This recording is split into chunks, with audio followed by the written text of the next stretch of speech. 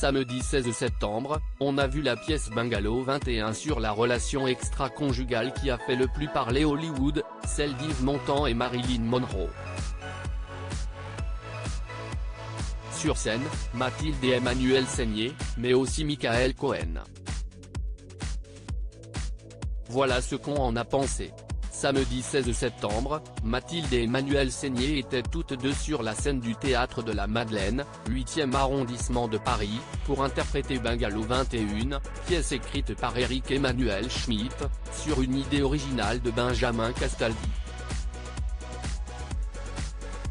Car sur le sujet ce dernier s'y connaît vu qu'il s'agit là de l'histoire d'amour entre Yves Montand et Marilyn Monroe, pendant le tournage du Milliardaire, alors que ce dernier est alors en couple et marié avec Simone Signoret, grand-mère de l'animateur. En 1960, deux couples mythiques séjournent au Beverly Hills Hotel, à Los Angeles, dans le Bungalow 20, Simone Signoret et Yves Montand, beaux, jeunes, au sommet de leur gloire, et dans le bungalow voisin, le 21, l'irrésistible Marilyn Monroe, et l'écrivain Arthur Millet, un couple qui alors bat déjà de l'aile.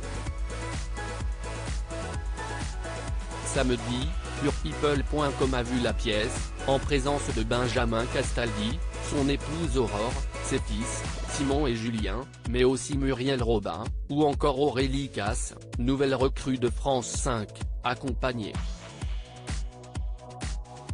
Voilà ce qu'on en a pensé après l'avoir vu. Dès le départ le ton est donné, Simone Signoret, Mathilde Seigner, et Yves Montand, Michael Cohen, Saïm. Ils sont beaux et entendent bien profiter de ce moment à Hollywood, alors que le comédien va tourner avec l'icône Marilyn Monroe, Emmanuel Seigner, qui s'est battu pour la voir au casting. Dans le Bungalow 21, l'acteur, très stressé à l'idée de tourner en anglais avec la femme la plus désirée de la planète, peut compter sur le soutien sans faille de son épouse. Benjamin Castaldi a vu juste, Mathilde Seigner, coupe courte et amincie, est tout bonnement parfaite en Simone Signoret. Les décors signés Emmanuel Favre et Anaïs Favre vous emmènent tout droit dans le Hollywood des années 1960, plus vrai que nature. La pièce qui est mise en scène par Jérémy Lippman est rythmée et les seconds rôles tenus notamment par le groom, Clément Moreau, y participent grandement. Michael Cohen bluffant en Yves Montand. Si l'on connaît tous le coup de cœur qu'Yves Montand va avoir pour Marilyn Monroe durant le tournage du film Le Milliardaire, on ignore un peu plus l'amitié qui va naître entre Arthur Millet, Vincent Winterhalter, et Signoret. Le talentueux essayiste semble même en avoir légèrement pincé pour l'actrice française. Mais celle-ci, fidèle à son montant, comme elle l'appelle, ne cédera pas. Si est-il lorsque celle-ci, après avoir raflé l'Oscar de la meilleure actrice pour Les Chemins de la Haute Ville, quitte les États-Unis qu'Yves Montand, laissé seul à quelques mètres d'une Marilyn Monroe déterminée à le faire craquer, va avoir bien du mal à résister. Les deux sublimes acteurs se laissent alors aller à une véritable passion, rapidement révélée dans la presse. On peut alors assister à une scène prenante, Simone Signoret, humiliée, et Yves Montand à l'autre bout de la scène, échangeant au téléphone.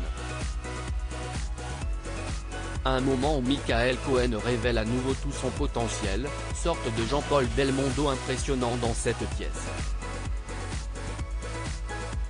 Un parallèle avec la relation des sœurs Seigner. Il y a aussi en fond la relation entre les deux femmes, là aussi plus méconnue.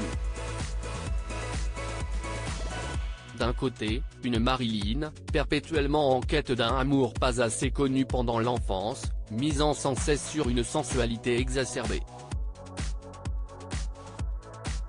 De l'autre, Simone Signoret, belle sans chercher à l'être, qui n'accorde que peu d'importance à l'apparence. Si l'on pourrait penser que la grand-mère de Benjamin Castaldi a jalousé la star de certains les manchots, si est-il cette dernière qui aurait rêvé être celle dont elle a tenté de voler l'époux. Le moment de ses aveux entre les deux actrices est saisissant, mettant également en exergue la relation des deux sœurs saignées. Emmanuelle, actrice citadine, quand Mathilde se voit plus comme une actrice du terroir, comme confiée à Paris Match. J'ai commencé le mannequinat très jeune, se souvient-elle.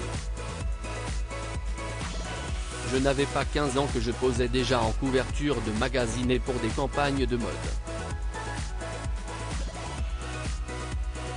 Si est peut-être plutôt ça qui a été compliqué à vivre pour Mathilde, y révélait l'épouse de Roman Polanski.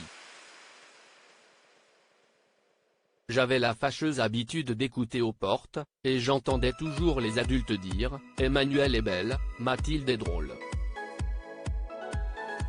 Le genre de petite phrase qui peut complexer énormément, quand on est ado, faisait de son côté savoir la star de camping.